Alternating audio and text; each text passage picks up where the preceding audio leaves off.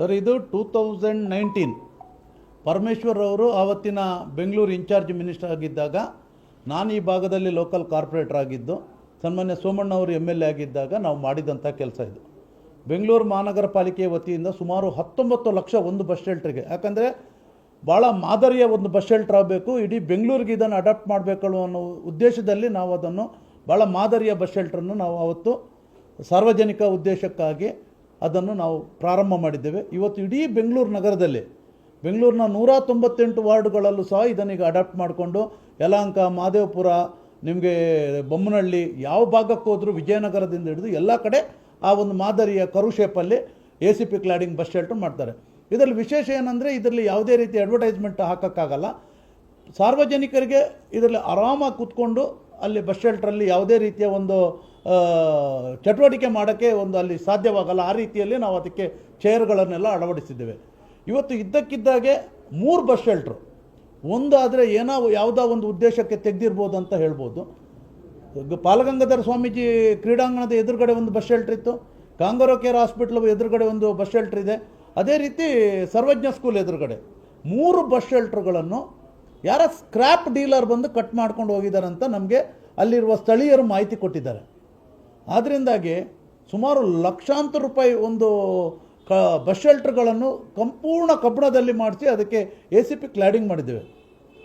ಭಾಳ ಅದ್ಭುತವಾಗಿ ಭಾಳ ಬ್ಯೂಟಿಫುಲ್ಲಾಗಿ ಆ ರೋಡಿಗೆ ಒಂದು ಮಾದರಿಯ ಬಸ್ ಶೆಲ್ಟ್ರ್ ಆಗಿತ್ತು.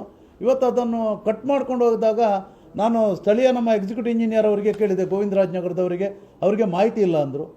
TC ಅಧಿಕಾರಿಗಳಿಗೆ ಕೇಳಿದೆ, ಟ್ರಾಫಿಕ್ ಇಂಜಿನಿಯರಿಂಗ್ ಸೆಲ್ ಅವರಿಗೆ ಕೇಳಿದೆ, ಅವರಿಗೆ ಗೊತ್ತಿಲ್ಲ. ಮೇಜರ್ ರೋಡ್ ಅಧಿಕಾರಿಗಳಿಗೆ ಕೇಳಿದೆ, ಅವ್ರಿಗೆ ಗೊತ್ತಿಲ್ಲ. ಕೊನೆಗೆ ತುಷಾರ್ ಗಿರಿನಾಥ್ ಅವರಿಗೆ ಫೋನ್ ಮಾಡಿದೆ, ಏನಾಗಿದೆ ಸರ್, ಬಸ್ ಶೆಲ್ಟ್ರ್ 3 ಏನಾದರೂ ನೀವು ಆದೇಶ ಕೊಟ್ಟಿದ್ದಂದರೆ ಅವ್ರು ನಗ್ತಾ ಇದ್ದಾರೆ, ಅಯ್ಯೋ ಬಸ್ ಶೆಲ್ಟ್ರನ್ನೇ ಎತ್ಕೊಂಡು ಹೋಗ್ಬಿಟ್ಟಿದ್ದಾರಾ ಅಂತ. ಅಂದರೆ ಇವತ್ತು ಯಾವ ರೀತಿ ಇದೆ ಬೆಂಗಳೂರು ಮಹಾನಗರದಲ್ಲಿ BBMP ಆಡಳಿತ ಅನ್ನೋದಕ್ಕೆ ಒಂದು ಕೈಗನ್ನಡಿಯಾಗಿದೆ.